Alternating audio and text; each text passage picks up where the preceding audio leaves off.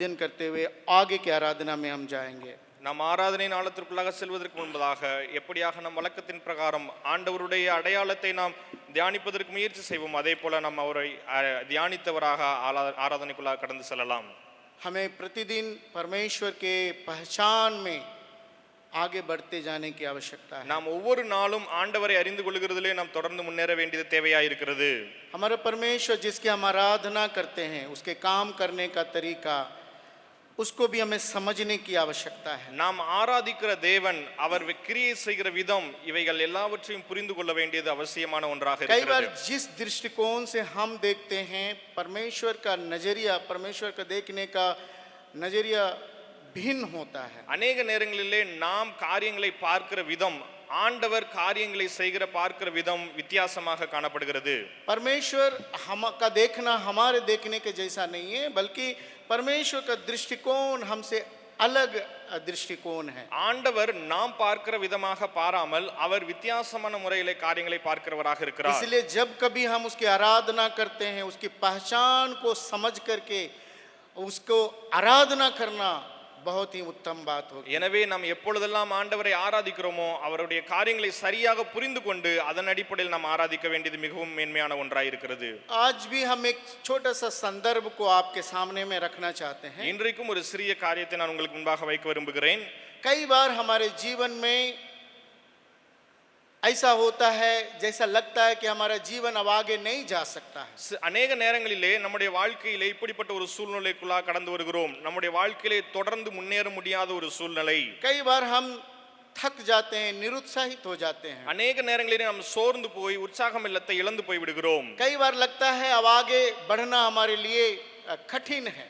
இன்னும் அதிகமாக அநேக நேரங்களிலே தொடர்ந்து என்னால முன்னேற முடியாது என்ற ஒரு சூழ்நிலைக்குள்ளாக கடந்து போகிறோம். कई बार हमें आगे का रास्ता दिखाई नहीं पड़ता। அநேக நேரங்களிலே எதிர்காலத்துக்குரிய வழிகள் தென்படாமல் போகிறது. कई बार हमें समझ में नहीं आता हमें आगे कैसे जाएं। அநேக நேரங்களிலே நாம் தொடர்ந்து எப்படியாக முன்னேறுவது என்று நமக்கு புரியாமல் चाहे போய் हमारे விடுகிறது. व्यक्तिगत जीवन में हो, அது ஒருவேளை நம்முடைய தனிப்பட்ட चाहे வாழ்க்கையாக हमारे இருக்கலாம், पारिवारिक जीवन में நம்முடைய हो, குடும்ப வாழ்க்கையாக இருக்கலாம், चाहे हमारे सेवकाई के அல்லது जीवन में हो। ஊழிய காரியமாக இருக்கலாம். कई बार हमारे जीवन में बहुत ही उथल पुथल का हम जीवन का सामना करते हैं। அநேக நேரங்களிலே நம்முடைய வாழ்க்கையிலே அநேக விதமான கஷ்டமான சூழ்நிலைகளை நாம் கடந்து செல்கிறோம். मैं आज इस्राएली लोग के जीवन से एक संदर्भ को आगे रखते हुए आगे बढ़ना चाहता हूँ। நான் இன்றைக்கு இஸ்ரவேல் ஜனங்களுடைய வாழ்க்கையிலிருந்து ஒரு காரியத்தை உங்களுக்கு முன்பாக வைத்து நான் தொடர்ந்து முன்னேற जरूर விரும்புகிறேன். परमेश्वर इस्राएली लोग को चुना, मिस्र की गुलामी से छुड़ाया।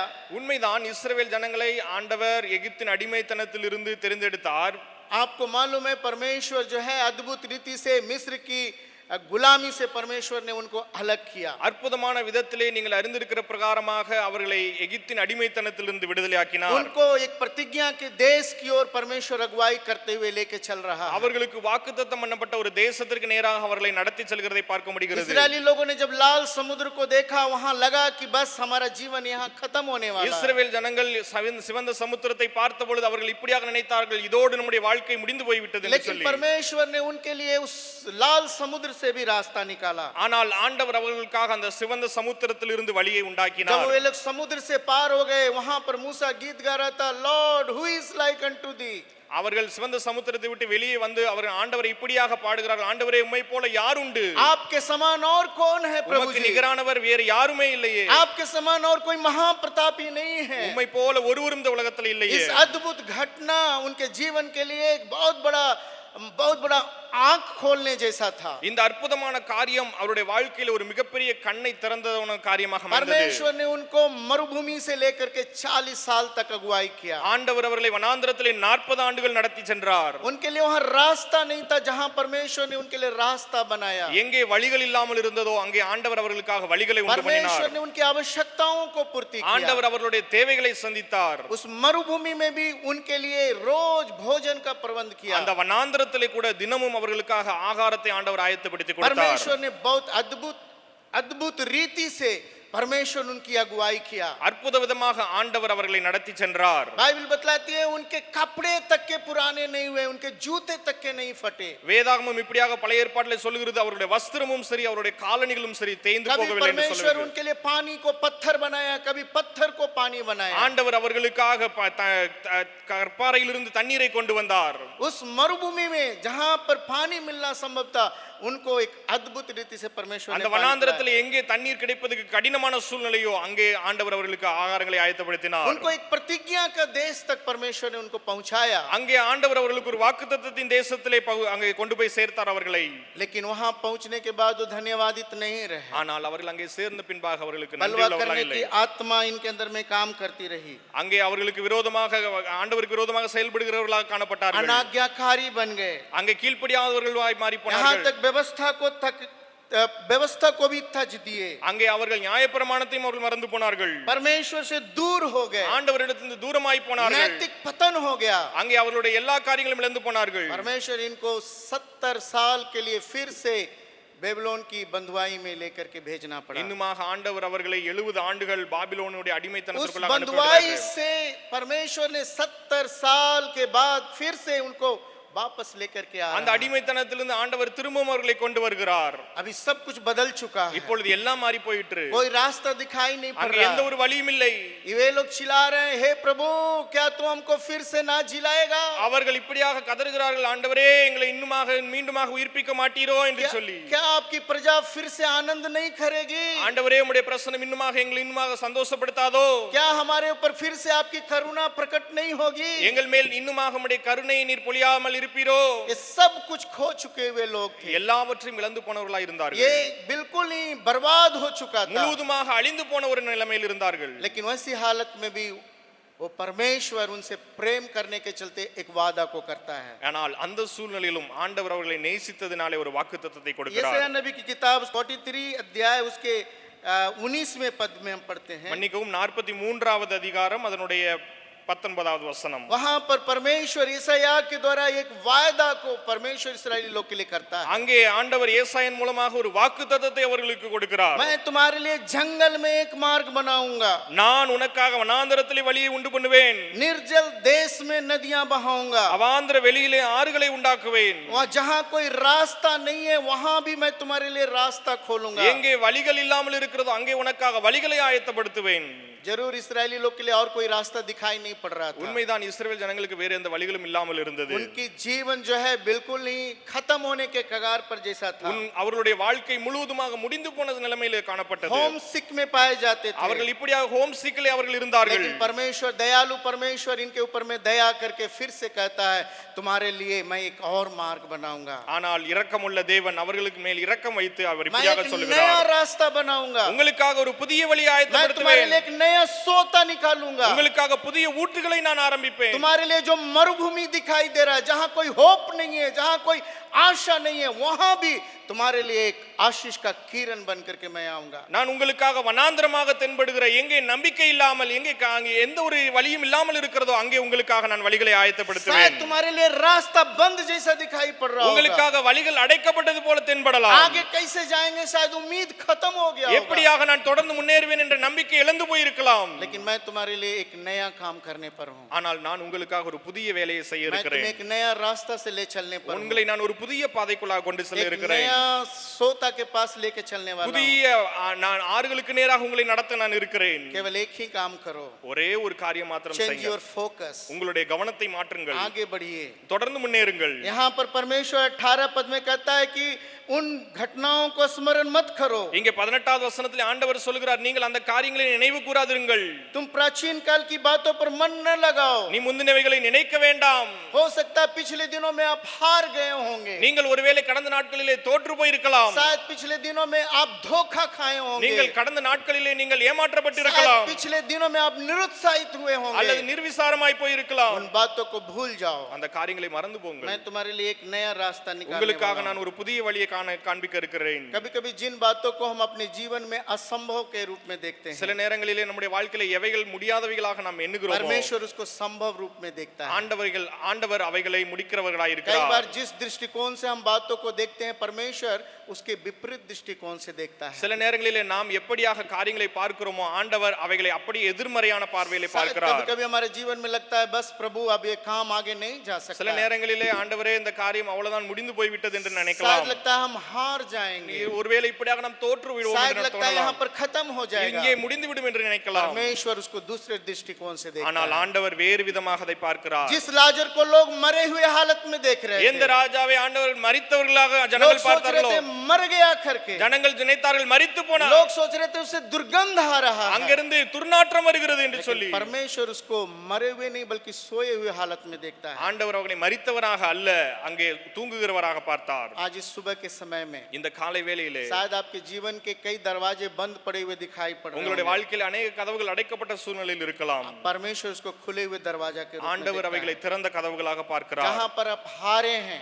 நீங்கள் எங்கே தோற்றீர்களோ, जहाँ पर आप असफल हुए हैं, நீங்க எங்கே சோர்ந்து போனீர்களோ, आज परमेश्वर उसको सफलता के रूप में देखता है। ஆண்டவர் அந்த இடத்தை ஜெயமாக இன்றைக்கு பார்க்க हमारे விரும்புகிறார். फोकस को चेंज करने की உங்களுடைய आवश्यकता है। கவனத்தை மாற்றுங்கள். हमारे हमारे पुरानी बातों को भूलने की आवश्यकता நம்முடைய है। பழைய காரியங்களை மறக்க வேண்டிய அவசியம் உண்டு. परमेश्वर पुराने तरीकाओं को नहीं बल्कि नए तरीकाओं से काम करना ஆண்டவர் चाहता है। பழைய விதமாக அல்ல, புதிய முறைகளிலே காரியங்களை செய்ய मैं விரும்புகிறார். आपके सामने 3 घटना को, छोटी छोटी घटना को आपको रखना चाहता हूँ, நான் சிறிய சிறிய 3 காரியங்களை உங்கள் மத்தியில வைக்க ताकि விரும்புகிறேன். आप समझ सकें कि परमेश्वर का दृष्टिकोण कैसा है, ஏனென்று சொன்னால் ஆண்டவருடைய பார்வை எப்படிப்பட்டது என்பதை நீங்கள் அதன் மூலம் परमेश्वर அறிந்து का கொள்ள काम முடியும். करने का तरीका कैसा है। ஆண்டவர் எப்படியாக கிரியை செய்கிறார் என்பதை அறிய आप முடியும். हमारे साथ में पहला राजा की किताब उसके 17 अध्याय को निकालिएगा। என்னோடு கூட சேர்ந்து திருப்பிக் கொள்ளுங்கள். 1 ராஜாகமம் 17வது அதிகாரம். आप यहाँ 1 पद से लेकर के 7 पद तक एलिया के बारे में आप पढ़ सकते हैं। இங்கே 1வது வசனத்திலிருந்து 7வது வசனம் வரைக்கும் எலியாவை குறித்து பார்க்க முடியும். आप एलिया के परिचय को आप यहाँ पर देख सकते அங்கே हैं। எலியாவுக்கு நடந்த காரியத்தை நீங்கள் இங்க பார்க்க முடியும்.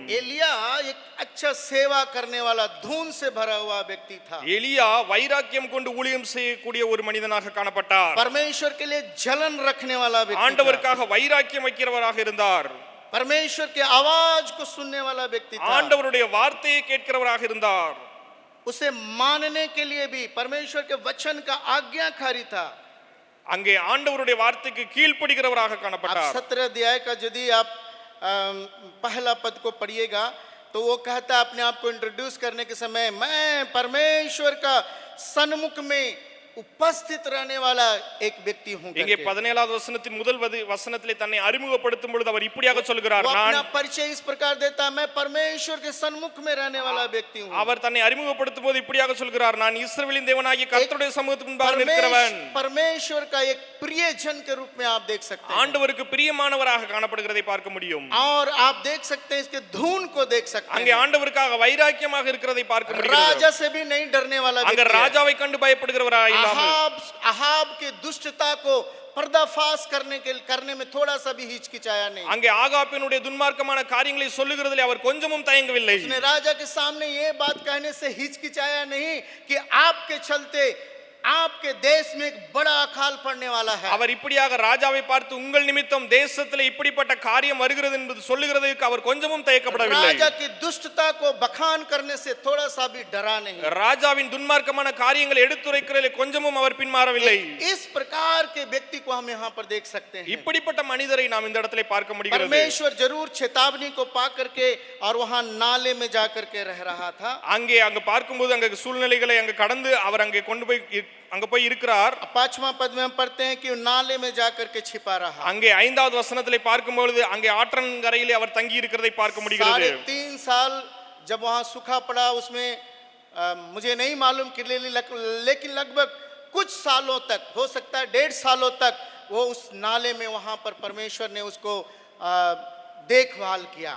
அங்கே 3.5 ஆண்டுகள் பஞ்சம் இருக்கும் பொழுது எனக்கு சரியாக தெரியவில்லை, ஏறத்தாழ 1.5 ஆண்டுகள் அங்கே ஆற்றங்கரையில் அவர் இருந்திருக்க கூடும். वहां पर परमेश्वर ने उसके लिए उत्तम प्रबंध को रखा। அங்கே ஆண்டவர் அவருக்கென்று பிரசித்தமானவைகளை அங்கே ஆயத்தப்படுத்தி வைத்திருந்தார். उसके लिए कौओं को खिलाने के लिए परमेश्वर ने नियुक्त करके रखा। அங்கே காகங்களை அவருக்காக ஆயத்தம் பண்ணி வைத்திருந்தார் போஷிப்பதற்காக. मुझे ताजुब लगता है कि परमेश्वर ने कौआ को, जो कि खुद इतना वो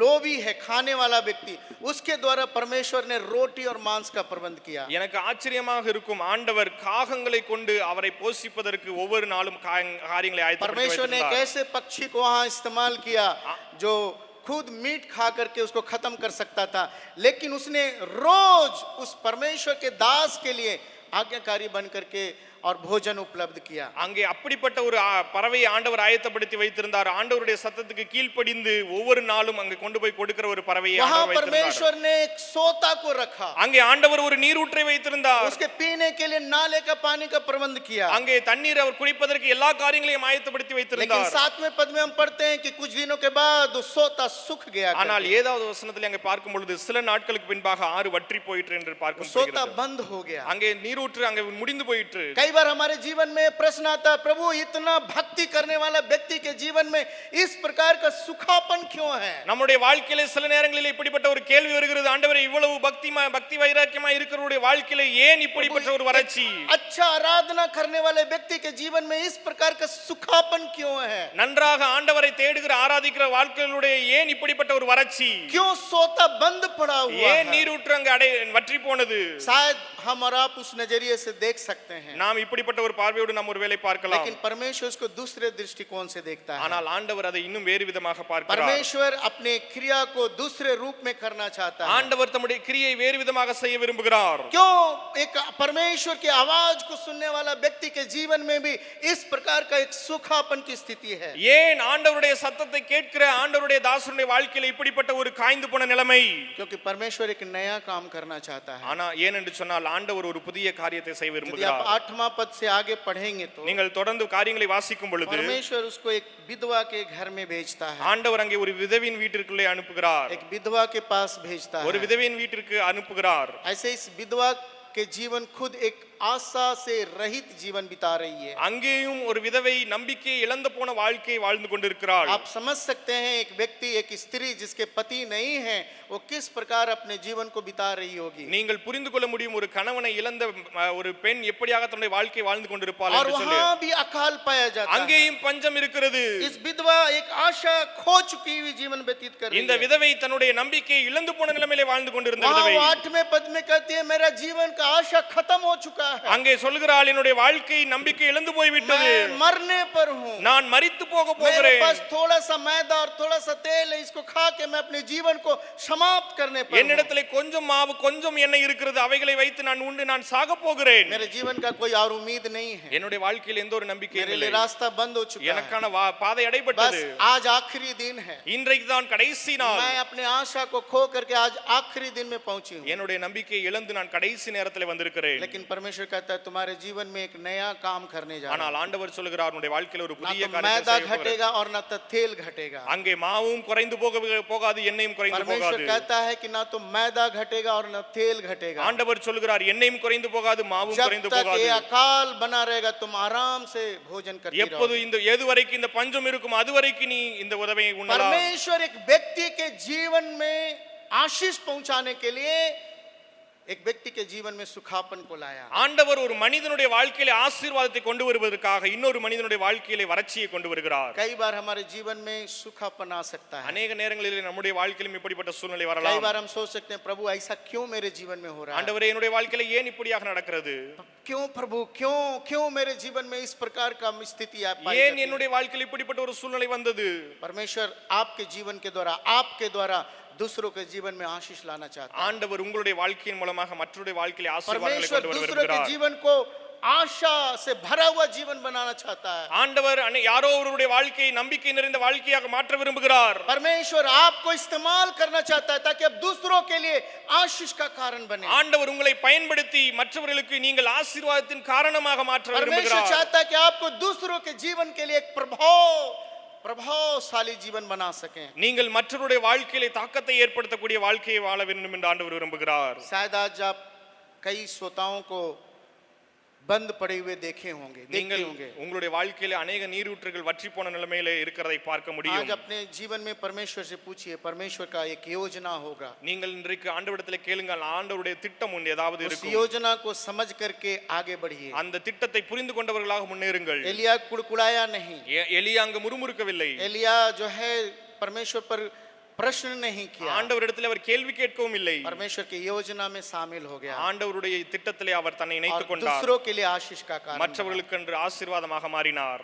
दूसरी एक घटना को भी मैं आपके सामने में रख करके आगे बढ़ना चाहता हूँ। இரண்டாவது காரியத்தையும் உங்களுக்கு நான் வைக்க यूहन्ना விரும்புகிறேன். रचित सुसमाचार उसके 11 अध्याय को आप हमारे साथ में खोलें। யோவான் எழுதின சுவிசேஷம் அதனுடைய 11வது அதிகாரத்தை वहां पर एक परिवार के बारे में, एक अद्भुत परिवार के बारे में हम पढ़ते हैं அங்கே ஒரு குடும்பத்தை குறித்து நாம் பார்க்கிறோம். और उस परिवार से प्रभु यीशु मसीह बहुत अथाह प्रेम करता था। ஆண்டவர் அங்கே அந்த குடும்பத்திலே அதிகமாக நேசிக்கிற ஒரு குடும்பத்தை பார்க்கிறோம். परमेश्वर इस परिवार से काफी स्नेह करने वाला था। ஆண்டவர் இந்த குடும்பத்தை அதிகமாக நேசிக்கிறவராக இருந்தார். जब मार्था और मरियम का भाई लाजर बीमार पड़ा, इसको प्रभु यीशु मसीह को सूचना दी गई। அங்கே மார்த்தாள் மரியாளுடைய சகோதரன் லாசர் மரித்த பொழுது அங்கே இயேசுவுக்கு செய்தி சொல்லப்பட்டது. 11 अध्याय का 6 पद को पढ़िएगा कि उसको प्रभु यीशु मसीह को एक इंफॉर्मेशन दिया जा रहा है कि जिससे आप प्रेम करते हैं वो बीमार पड़ा हुआ है। அங்கே 11வது அதிகாரத்திலே 3வது வசனத்திலே பார்க்கும் பொழுது அங்கே நீ நேசிக்கிறவன் வியாதியாய் இருக்கிறான் என்று சொல்லப்பட்டது. उसकी स्थिति ठीक नहीं है, அங்கே அவருடைய நிலைமை சரியாக இல்லை. लेकिन प्रभु यीशु मसीह वचन में लिखा है कि वो जहां था वहां पर 2 दिन और ठहर गया। ஆனால் வசனத்தில் எழுதப்பட்டிருக்கிறது இயேசு கிறிஸ்து எங்கே இருந்தாரோ அங்கே 2 நாள் தங்கி விட்டார் என்று சொல்லி. परमेश्वर इस घटना, प्रभु यीशु मसीह इस घटना को सुन करके और ठहर गया 2 दिन तक। இயேசு கிறிஸ்து இத கேள்விப்பட்ட பின்பும் கூட 2 நாள் அங்கே தங்கி விட்டார். और आप पढ़ सकते हैं मार्था और मरियम की आशा खत्म हो गई। நீங்கள் இங்க ஒரு பார்க்கும் பொழுது மார்த்தாள் மரியாளுடைய நம்பிக்கை இழந்து போனது. उनकी आशा टूट गई, அவருடைய நம்பிக்கை உடைந்து போனது. जब 2 दिन के बाद प्रभु यीशु मसीह इनके घर आता है, 2 நாளைக்கு பின்பாக இயேசு கிறிஸ்து அங்க ஒரு வீட்டுக்கு வருகிறார். लोग भी कह रहे थे क्या प्रभु यहाँ होता तो ये बातें नहीं होती। ஜனங்கள் இப்படியாக சொல்லுகிறார்கள், இயேசுவே நீர் இங்கே இருந்திருப்பீர் என்று சொன்னால் இது நடந்திருக்காது. परिवार का आशा दफन हो गया है। இந்த குடும்பத்தினுடைய நம்பிக்கை முழுவதுமாக இழந்து போனார்கள். भाई के ऊपर में एक होप था, वो भी खत्म हो गया। இந்த நபர் மேலே அவர்களுக்கு ஒரு நம்பிக்கை இருந்தது, அவர்கள் எல்லாவற்றையும் இழந்து போனார்கள். आपका इतना करीबी होने के बावजूद भी आप आए होते समय पे तो ये बातें नहीं होती। அவர்கள் உமக்கு இவ்வளவு அகமாய் நெருக்கமாய் இருந்தாலும் கூட அவர்கள் ஒருவேளை நீர் வந்திருப்பீர் என்று சொன்னால் இந்த காரியம் நடந்திருக்காது. शायद कई बार परमेश्वर हमको डिले में उत्तर देता है। சில நேரங்களில் ஆண்டவர் நமக்கு காலதாமதமாய் कई बार மறு உத்தரவு लगता है கொடுக்கிறார். हमारा आशा टूट गया करके, நம்முடைய நம்பிக்கை முடிந்து போயிற்று என்று சொல்லி, हमारा आशा दफन हो गई, நம்முடைய நம்பிக்கை அடக்கம் செய்யப்பட்டது என்று சொல்லி, हमारा जो होप था वो खत्म हो गया। நம்முடைய நம்பிக்கை முற்றிலுமாக முடிந்து போன சூழ்நிலையில் यहाँ पर मरियम को देखते हुए कह सकते हैं प्रभु तू होता ये बातें नहीं होती। இங்கே மரியாள் இப்படியாக சொல்கிறார், நீர் இருந்திருப்பீர் என்று சொன்னால் இது நடந்திருக்காது. वो कब्र में से प्रभु दुर्गंध आ रहा है, அந்த கல்லறையில் இருந்து துர்நாற்றம் வருமே, वो असंभव है। அது முடியாது. प्रभु जरूर इनसे कहा कि यदि तुम विश्वास करती हो तो एक बड़ी महिमा को देख सकती हो। அங்கே ஆண்டவர் சொல்லுகிறார், நீ விசுவாசித்தால் என்று சொன்னாய் தேவனுடைய மகிமையை यदि तुम காண்பாய். विश्वास करोगी महिमा को நீ देखोगी। விசுவாசித்தால் தேவனுடைய மகிமையை காண்பாய். और बाइबल बतलाती है वेदम वहां पर परमेश्वर ने एक अद्भुत काम किया। வேதம் சொல்லுகிறது தேவன் அங்கே ஒரு அற்புதமான காரியத்தை செய்தார். परमेश्वर ने लाजर को जिला के एक बहुत बड़ी महिमा की। அங்கே ஆண்டவர் லாசருவை உயிர்த்தெழுந்து மகிமையான காரியத்தை செய்தார். मार्था और मरियम अपने जीवन के आशा को खत्म हालत में देख रहे थे। மார்த்தாள் மரியாள் தன்னுடைய வாழ்க்கையை நம்பிக்கை இழந்து போன நிலைமையிலே लोग காணப்பட்டார்கள். सोच रहे थे बस इनके परिवार का लाजर का जीवन खत्म हो गया। ஜனங்கள் இப்படியாக நினைத்தார்கள், இந்த குடும்பத்தின் சூழ்நிலை அவ்வளவுதான், லாசர் மரித்து போனார் लोगों என்று का சொல்லி. विचार अलग प्रकार से हो सकता है, ஜனங்களுடைய எண்ணம் தனி வேறு விதமாக இருக்கலாம், लेकिन परमेश्वर का देखने का दृष्टिकोण अलग है। ஆனால் ஆண்டவர் பார்க்கிற விதமே வேறு விதம். योएल नबी की किताब उसके दूसरे अध्याय 26 पद और 27 पद में पढ़ते हैं हमारा परमेश्वर हमारी आशा को कभी टूटने नहीं देता। யோவேல் எழுதின தீர்க்கதரிசன புத்தகம் 2வது அதிகாரம் 26 27 வசனத்திலே பார்க்கும் பொழுது ஆண்டவர் நம்முடைய நம்பிக்கையை ஒருபோதும் கைவிட மாட்டார், விட்டு போட हो மாட்டார். सकता है कि कई बार परमेश्वर देर करता होगा, ஆண்டவர் अनेक நேரங்களிலே காரியங்களை தாமதிக்கலாம், लेकिन याद रखिए वो आपकी आशा को टूटने नहीं ஆனால் देगा, உங்களுடைய நம்பிக்கையை ஒருபோதும் அவர் உடைத்து போட மாட்டார். बल्कि उसके द्वारा एक बहुत बड़ा महिमा को करेगा। அதன் மூலமாக மிக மகத்துவமான காரியங்களை செய்வார். क्या ऐसा भी हो सकता है अभी तक आपका परमेश्वर आपकी प्रार्थना का उत्तर नहीं दिया हो, ஒருவேளை உங்களுடைய ஜெபத்திற்கு ஆண்டவர் இதுவரைக்கும் பதில் தராமல் लेकिन இருக்கலாம். आप थोड़ा धीरज रखें। நீங்கள் கொஞ்சம் பொறுமையாய் परमेश्वर காத்திருங்கள். एक बड़ी महिमा को करने का योजना बना के ஆண்டவர் रखा है। மிகப்பெரிய மகிமையான காரியத்தை உங்களுடைய अपने வாழ்க்கையிலே विश्वास செய்கிறார். को खोइए मत, உங்களுடைய விசுவாசத்தை இழந்து போகாதீர்கள், अपने धीरज को खोइए உங்களுடைய मत, பொறுமையை இழந்து போகாதீர்கள், अपनी आशा को खोइए உங்களுடைய मत। நம்பிக்கை இழந்து போகாதீர்கள். वो परमेश्वर आपके धीरज को कभी भी टूटने नहीं देगा। உங்களுடைய நம்பிக்கையை ஆண்டவர் ஒருபோதும் இழந்து जो போக விட आशा आप மாட்டார். लगा के रखें वो कभी भी आपको उसको खत्म होने नहीं देगा। உங்களுடைய நம்பிக்கை நீங்கள் அவர் மேல் வைத்திருக்கிற நம்பிக்கை அவர் ஒருபோதும் இழக்க விட மாட்டார். कई बार हमारे परमेश्वर हमारे जीवन में देर से आता है, अनेक நேரங்களில் ஆண்டவர் நம்முடைய வாழ்க்கையிலே காலதாமதமாக வருகிறார். जब आता है वो परमेश्वर उसको एक महिमा में बदल देता ஆனால் है। எப்பொழுது வருகிறாரோ அது மகிமையானதாக மாற்றி हम விடுகிறார். अपने विश्वास को खोने ना दें, நம்முடைய விசுவாசத்தை இழந்து போக கூடாது, धीरज को खोने ना दें, பொறுமை இழந்து போக கூடாது, आशा को टूटने ना दें। நம்பிக்கை உடைந்து போக விடக்கூடாது. एक और बात को बोल करके मैं आगे आराधना में हम थोड़ा देर करना चाहते हैं। இன்னொரு காரியத்தை சொல்லி நாம் ஆராதனைக்குள்ளா கடந்து போக இருக்கிறேன். आप नए नियम का अंतिम किताब प्रकाशित वाक्य को हमारे साथ में निकाल सकते हैं। புதிய ஏற்பாட்டின் கடைசி புத்தகம் வெளிப்படுத்தின விசேஷத்தை திருப்பிக் आप கொள்ளலாம். यूहन्ना के जीवन से मैं एक बात को बता सकता हूं। யோவானுடைய வாழ்க்கையிலிருந்து சில காரியத்தை உங்களுக்கு சொல்ல இருக்கிறேன். पहला अध्याय उसके 9वें पद में हम पढ़ते हैं 1ஆம் அதிகாரம் 9வது வசனத்திலே நாம் வாசிக்கிறோம். कि यूहन्ना யோவான் जो प्रभु यीशु मसीह का एक प्रिय शिष्य है। அங்கே ஆண்டவராய் இயேசு கிறிஸ்துக்கு மிகவும் பிரியமான ஒரு சீசர். आप यदि यूहन्ना के जीवन को देखिएगा, நீங்கள் யோவானுடைய வாழ்க்கையை பார்ப்பீர்கள் என்று प्रभु சொன்னால் यीशु मसीह यूहन्ना से बहुत प्रेम करते थे இயேசு கிறிஸ்துவும் யோவானை அதிகமாக और நேசித்தார். यूहन्ना भी प्रभु यीशु मसीह से प्रेम करता था। யோவானும் ஆண்டவராய் இயேசு கிறிஸ்துவை நேசித்தார். अंतिम भोज में बाइबल बतलाती है वो प्रभु यीशु मसीह के सीने के पास रहने वाला व्यक्ति था। அந்த கடைசியிலே ஆண்டவருடைய சமூகத்திலே பந்தி விருந்தில் இருக்கும்போது அங்கே யோவான் அவருடைய மார்பிலே சாய்ந்திருந்தார் என்று प्रभु यीशु के சொல்லப்பட்டிருக்கிறது. हृदय के नजदीक रहने वाला व्यक्ति था। ஆண்டவருடைய இருதயத்திற்கு அருகாமையில் இருந்த சீசன் என்று और சொல்லப்படுகிறது. जब प्रभु यीशु मसीह कलवरी क्रूस के ऊपर में चढ़ाए गए उस समय में भी यूहन्ना को ही देख करके अपनी माँ से कहा ये तुम्हारा बेटा है। இயேசு கிறிஸ்து சிலுவையிலே தொங்கிக் கொண்டிருந்த அந்த கடைசி நேரத்திலே கூட யோவானை பார்த்து தான் சொன்னார் அந்த தாயின் இடத்திலே இதே अपना माँ की जिम्मेवारी को प्रभु यीशु मसीह ने इसी यूहन्ना के हाथ में सौंपा தன்னுடைய தாயின் பொறுப்பை இந்த யோவானிடத்தில் தான் இயேசு கிறிஸ்து ஒப்படைத்தார். और जरूर सेवकाई के दरमियान पतरस के साथ सेवा करने के समय में कई प्रकार के समस्याओं को सामना किया। அங்கே உண்மைதான், அங்கே அப்போஸ்தலரோடு கூட ஊழியம் செய்யும் பொழுது अनेक விதமான பிரச்சனைகளை சந்தித்தார். जब कलीसिया में उपद्रव हो रही थी, लोग सताए जा रहे थे, उस समय में भी हिम्मत के साथ सुसमाचार को सुनाया। சபைகள் நெருக்கப்படும் பொழுது உபத்திரவத்தின் மத்தியில் அவர் தைரியத்தோடு சுவிசேஷத்தை அறிவித்தார். रोम में जब कलीसिया सेवकों को सताया जा रहा था, चेलों को सताया जा रहा था, इसे भी एक बार खोलते हुए तेल में डाला गया। அங்கே ரோம தேசத்திலே சீசர்கள் அங்கே உபத்திரவப்படுத்தப்பட்ட போது இவரையும் ஒரு முறையாக சிறையிலே போட்டு परमेश्वर உபத்திரவப்படுத்தப்பட்டார். ने उस खोलते हुए तेल के नाद से, डब्बे से, उस जगह कड़ाही से भी परमेश्वर इसको बचाया। அங்கே எண்ணெய் கொதிக்கிற எண்ணெயிலிருந்து கூட ஆண்டவர் ஒரு முறையாக இவரை பாதுகாத்தார். लेकिन अभी ये यूहन्ना पतमुस टापू में पाया जाता है। ஆனால் இப்பொழுது இந்த யோவான் பத்மு தீவிலே அங்கே இருக்கிறார். यूहन्ना इस बात को समझ सकते हैं, एक व्यक्ति जो प्रभु के इतना प्रिय, प्रभु के इतना नजदीक रहने वाला व्यक्ति आज पतमुस टापू में पाया जाता है। யோவான் இதை புரிந்து கொள்ள முடியும். ஆண்டவருக்கு பிரியமான அவருடைய மார்பிலே சாய்ந்த ஸ்நேகம் மிகுந்த மனிதர் இன்றைக்கு தீவிலே பத்மு தீவிலே இருக்கிறதை பார்க்க उस முடிகிறது. पतमुस टापू जिसे काले पानी की सजा कह सकते हैं, எங்கே அங்கே தண்ணி எந்த ஒரு காரியமும் இல்லாத ஒரு இடம், जहां किसी से मिल नहीं அங்கே सकते, யாருமே சந்திக்க முடியாத ஒரு जहां இடம், किसी से अपने दुख को प्रकट नहीं தன்னுடைய कर सकते, துக்கத்தை யாரிடத்திலும் சொல்ல முடியாத ஒரு இடம், जहां हम अपनी बातें किसी के सामने रख नहीं தன்னுடைய सकते। காரியத்தை யாரிடத்திலுமே சொல்ல முடியாத ஒரு இடம். इतने बड़ा एक सेवक आज पतमुस टापू के अनुभव पतमुस टापू पर पाया जाता है। இவ்வளவு பெரிய கர்த்தருடைய தாசன் இன்றைக்கு இப்படிப்பட்ட ஒரு தீவிலே शायद அடைக்கப்பட்டிருக்கிறார். इस दृष्टिकोण को हम अपने दृष्टिकोण से देखने के समय में एक कष्ट को या दुख को हम देख सकते हैं। இந்த சூழ்நிலையை நம்முடைய பார்வையிலே பார்க்கும் பொழுது இது மிகவும் ஒரு கடினமான உபத்திரவம் நிறைந்த சூழ்நிலையாக பார்க்க முடியும். लेकिन परमेश्वर का योजना एक बहुत बड़ी योजना है। ஆனால் ஆண்டவருடைய யோசனை மிகவும் பெரிய திட்டமாக இருந்தது. परमेश्वर एक प्रकाशन को यूहन्ना को देना चाहता அங்கே है, வெளிப்பாடுகளை ஆண்டவர் யோவானுக்கு கொடுக்க விரும்பினார். एक बड़ा प्रकाशन को देना